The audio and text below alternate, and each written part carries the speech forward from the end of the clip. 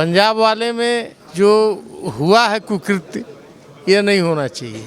प्रधानमंत्री सबका है, हर पार्टी का, किसी एक पार्टी का नहीं है, वो देश का है।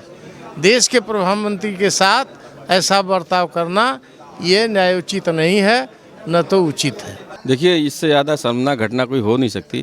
प्रधानमंत्री देश का प्रधानमंत्री होता है, 130 करोड़ जनता का प्रतिनिधित्व होता है, उनका नेता होता है, और हम निश्चित तौर पर सार्वभौमिक देश के नागरिक हैं, लोकतांत्रिक देश के नागरिक हैं। अगर प्रधानमंत्री जी को जाकर के लौटना पड़े तो मैं समझता हूँ लोकतंत्र में इससे ज़्यादा शर्मनाक कोई बात हो नहीं सकती।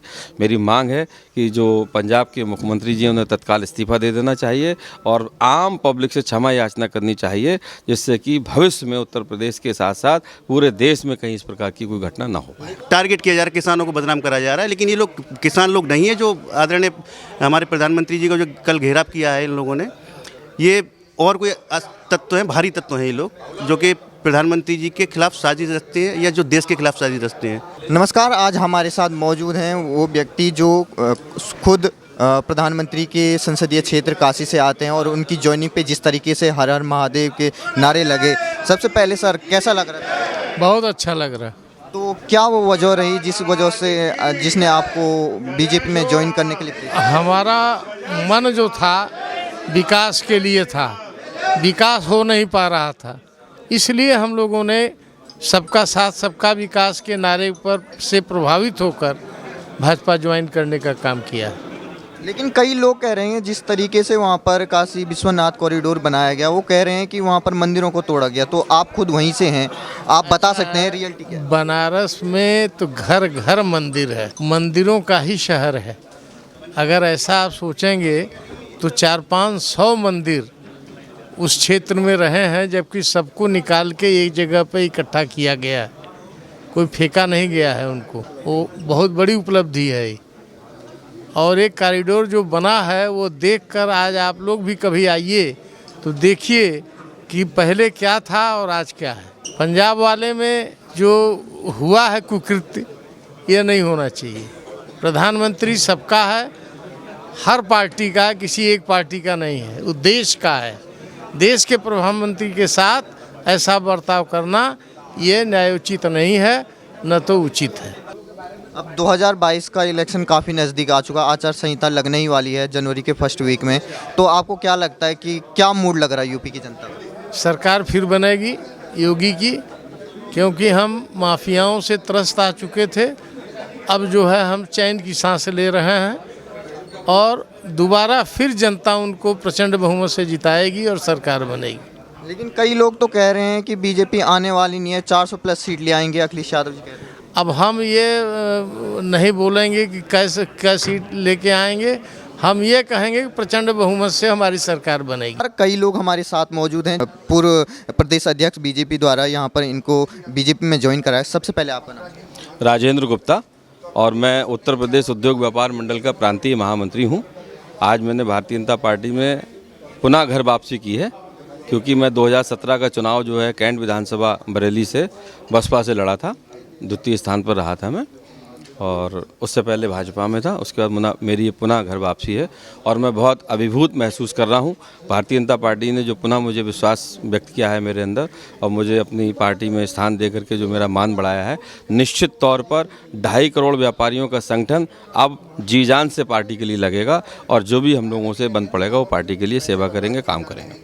माननीय योगी आदित्यनाथ जी का आपने 5 साल का कार्यकाल देखा और आप दूसरी पार्टी में जुड़े रहे इस 5 साल, क्या लगा आपको उस पार्टी में और इस पार्टी ने क्या काम किया?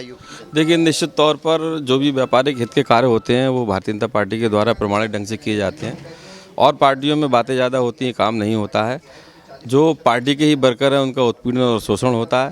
भारतीय जनता पार्टी में ऐसा कुछ नहीं है। यहाँ कार्यकर्ता को दिल से लगा करके रखा जाता है और जनता के लिए जो वायदे किए जाते हैं उन वायदों को पूरा करने के लिए पार्टी और पार्टी की सरकार पूरी शिद्दत से काम करती है। क्या वो कार्य रहे योगी आदित्यनाथ जी के जिन्होंने आपको प्रेरित किया कि बीजेपी में जाके हमें और इसको अच्छा बनाना?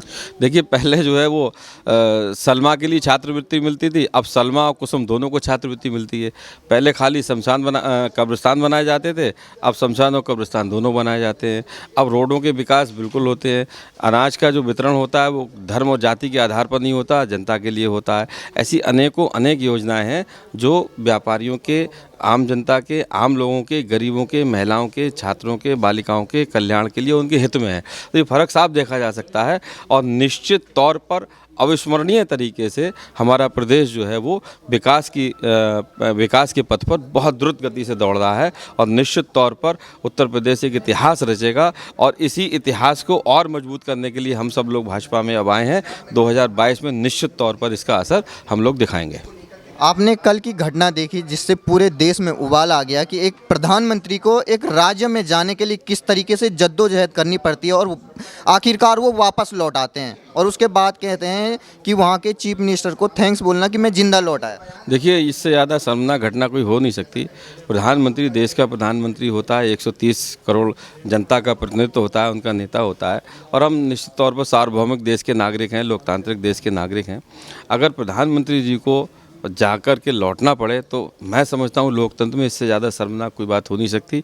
मेरी मांग है कि जो पंजाब के मुख्यमंत्री जी हैं उन्हें तत्काल इस्तीफा दे देना चाहिए और आम पब्लिक से क्षमा याचना करनी चाहिए, जिससे कि भविष्य में उत्तर प्रदेश के साथ साथ पूरे देश में कहीं इस प्रकार की कोई घटना ना हो पाए। लेकिन जो विरोधी पार्टियां वो तो इस पे जश्न मना रही हैं कि किसानों ने दिखा दिया कि जो उनके साथ एक साल हुआ उन्होंने भी दिखा दिया प्रधानमंत्री को कैसे वापस लौटा दिया। देखिए, ये जिद की बात है, इसमें कहीं कोई जश्न मनाने का, वो तो मनाएंगे। देखिए, जब विपक्ष मुद्दा विहीन हो जाए, तर्क विहीन हो जाए, उसके अंदर बुद्धि विहीन हो जाए, तो इसी प्रकार की उलझुल काम करेंगे और क्या करेंगे। वही प्रदर्शन कर रहे हैं वो लोग। हमारे साथ मौजूद हैं और जो बीजेपी में अभी शामिल है। सबसे पहले आपका नाम? मेरा नाम अंतुल सिंघल है, आगरा से हूँ मैं।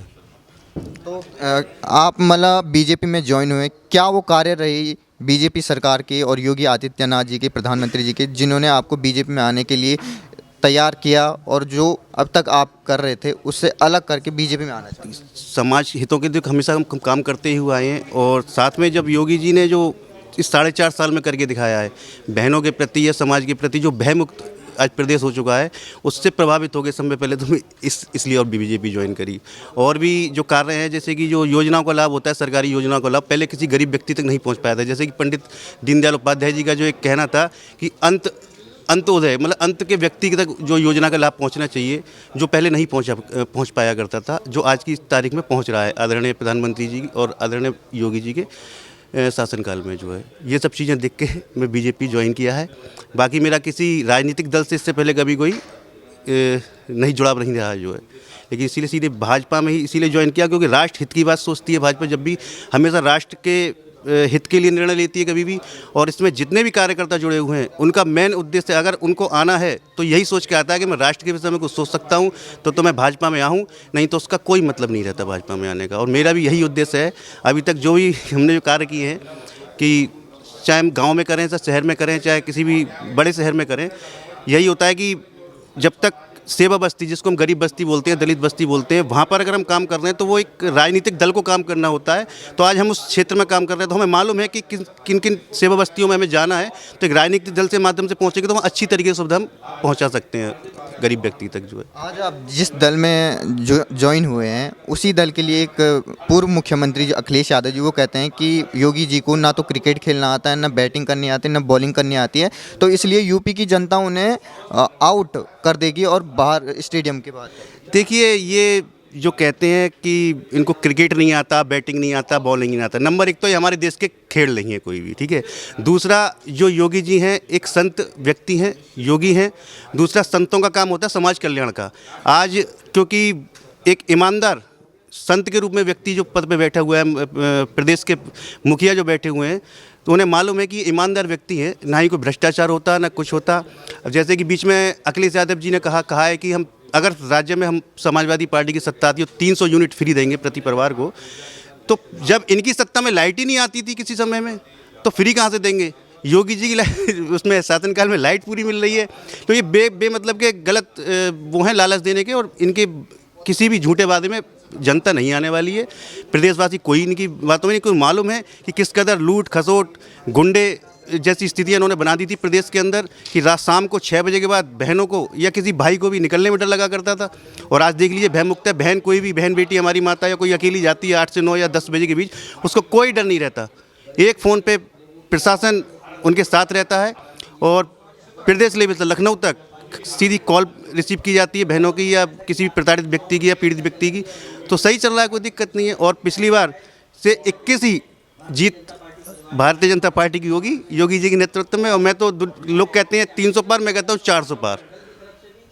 तो जिस तरीके से आप युवा हैं और पहली बार किसी विचारधारा से आप जुड़े हैं, आपने बताया, तो अभी एक घटना हुई प्रधानमंत्री के साथ, जिस तरीके से एक राज्य में नहीं घुसने दिया जा रहा है, तो ये क्या ट्रेंड बन रहा है? देखिए, किसानों को तो बेमतलब बदनाम किया जाता है।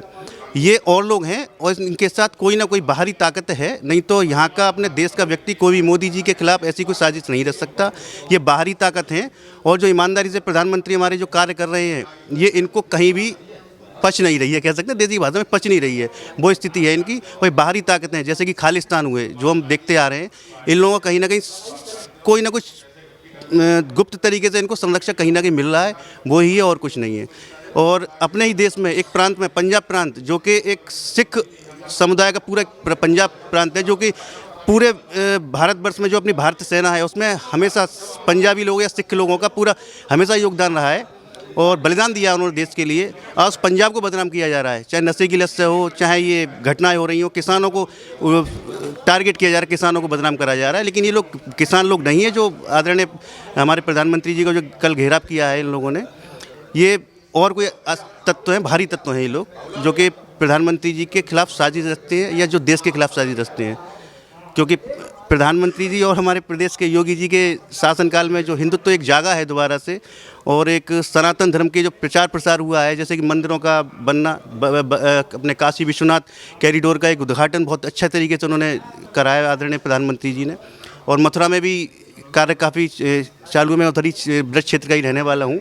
और भगवान श्री राम का मंदिर तो आप लोगों को सबको मालूम ही है, दुनिया देख रही है कि किस स्थिति से बन रहा है और आगे भी कार्य जारी हैं उसमें जो है। तो वही है, इन लोगों को तकलीफ हो रही है उससे। आपने बताया कि मैं मथुरा क्षेत्र से हूँ, तो मेरा एक मतलब ब्रज क्षेत्र से, जहाँ से श्री कृष्ण जी हैं, तो मुझे एक सवाल याद आया कि जिस तरीके से पहले कहा जाता था कि मथुरा काशी और फिर काशी मथुरा और फिर अयोध्या और काशी का तो हो गया है काम, और अब हेमा मालिनी जी ने कहा है कि वहाँ भी भव्य मंदिर बनना चाहिए मथुरा में, तो आप क्या कहेंगे? ये कार्य जल्दी ही पूर्ण होगा। आदरणीय हमारे मुख्यमंत्री जी आदरणीय योगी आदित्यनाथ जी ये कह चुके हैं कि भगवान प्रभु श्री राम का मंदिर बन चुका है और भी कार्य चल रहा है। काशी का आपने देख ही लिया, आदरणीय प्रधानमंत्री जी ने कहा है, और मथुरा की भी नगरी जल्दी जो है भव्य मंदिर का निर्माण और अच्छी तरीके से जल्दी होगा।